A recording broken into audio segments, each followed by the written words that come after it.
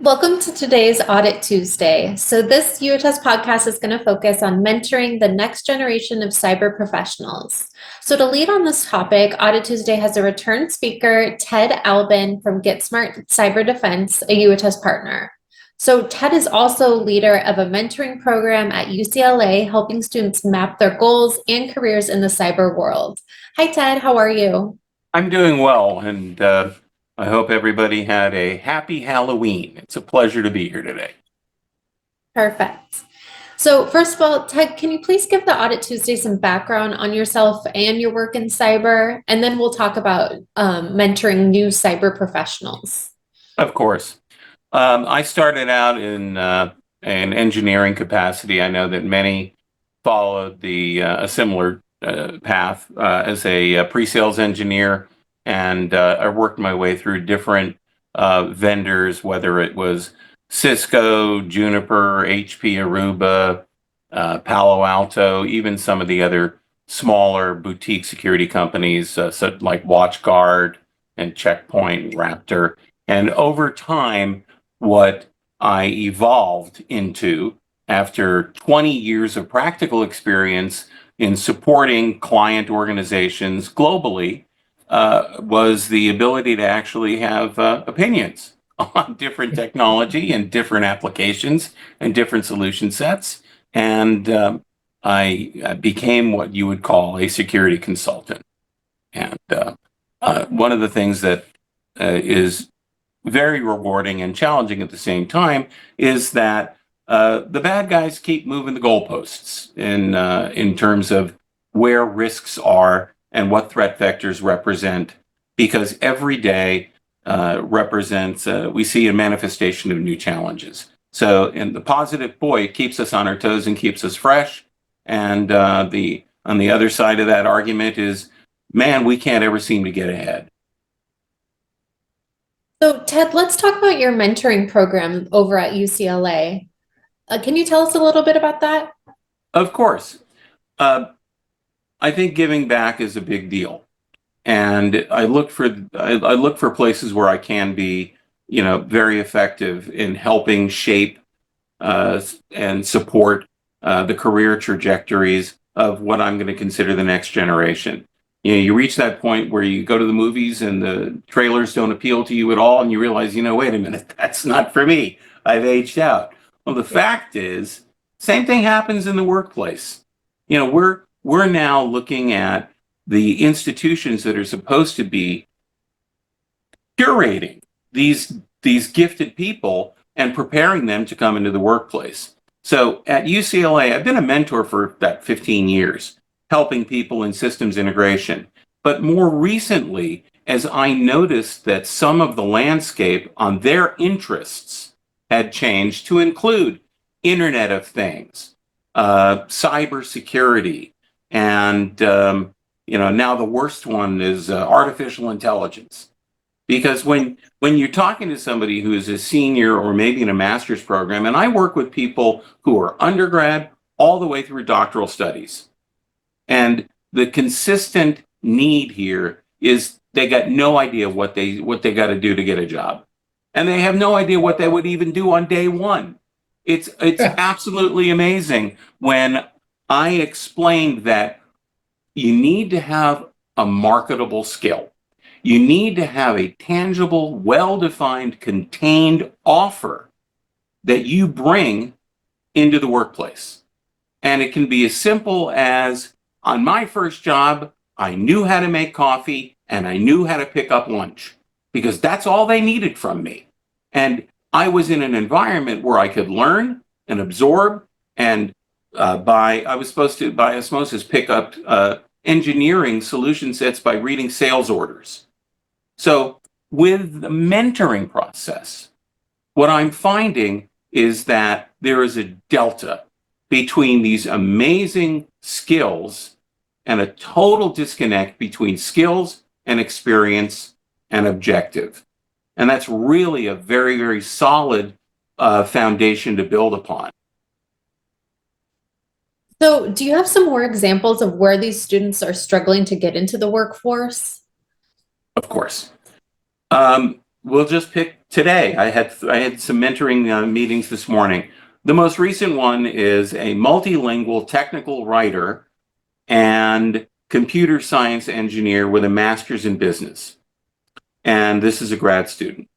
And I usually say, tell me what's been working, tell me what you've done, how you've made an effort to try to get a job, and who you've been speaking to. And, the first strike is, well, I use LinkedIn to reach out to people about job postings. And I said, okay, well, if you have no other resources, at least you can check the box, you're doing something. But the proper way to use LinkedIn is to understand that it's an opportunity to interact with people, and they may choose to interact with you or not. But the cattle call is not a great approach. In this particular case, this is a multilingual, highly qualified individual that completely ignored the fact that she could be a multilingual global technical writer and computer programmer. And I said, what jobs have you been looking for? Well, I want to be a cyber security consultant. And I said, based upon the fact that you've had 2 or 3 classes that you took, so what you need to do is let's try to understand how you can retrospectively boil down what you think the reason you took that class was and how you can apply that to a practical need in a business organization. Oh, that's a good idea. I think it is a good idea. Another young man is he's doing a master's in business in France as a PhD student coming from UCLA business, and he has a background in blockchain. And I said, so what kind of job do you think you're going to be able to get? He goes, well, no, I want to be an advanced director. And I said, me too. So who do you think in an organization is going to be more engaged with blockchain? So let's start with, you've got skills that you have developed and honed, and you've got gifts and you've got value. You need to find the fit, because this is a thematic overarching problem. There's a disconnect between the skills and abilities, their education, and the need and the practical need to fulfill a role in an organization. So when I also say to some of these folks, hey, you may not know what you really want to do, and that's okay, because it's difficult to make that personal transition from academia into the workforce. And everyone faces those challenges. So it's really okay. Don't take yourself to task too hard. So if you can't figure out what you want, why don't you tell me about companies that you find attractive and why? So an example would be, I want to work for Microsoft because their directory services program has enabled businesses of every size to have much tighter security controls, and you don't have to have this high level of expertise. And what I would like to do is I'd like to be able to help businesses get involved with the Microsoft products that we've been using in school for years and rely upon. Oh, so Microsoft has a certification program? Yes. UCLA had one. It's called graduating. Yeah. And does your resume support this concept that you've got a foundation and a ladder that you're building? And the foundation has got to be skills and abilities, outside interest, practical experience, objective at the top. So when you have that 2 minutes of time, they don't care that you have a 4.0. No one in the workplace walks around and say, hey, Garrett, when you graduated, what was your GPA? Ashley, did you have a GPA? Yours is higher than Garrett's. No one cares. What they care about is you've got to be able to represent yourself in the context of what the organization might be looking for and career. So I'll pause because they know we're going to be doing some editing. Garrett, what are your opinions on what Ted has been saying? Ted is fascinating to listen to. Like you said, he's been doing this for 15 years. We got on this topic just by random, and I didn't know that Ted was a mentor. I couldn't agree more with what he's saying. Two of the key points I take away from talking to Ted is one, no one's picking on the professors here. No one even picking on academia, right? It's not, they don't see it as their jobs to talk about what are the roles, what are the actual jobs available. And that's where Ted and his mentoring, and this mentoring in general, is fantastic. Exposing, changing the dialogue as a way, as opposed to, linear algebra. Let's talk what roles you can actually be doing.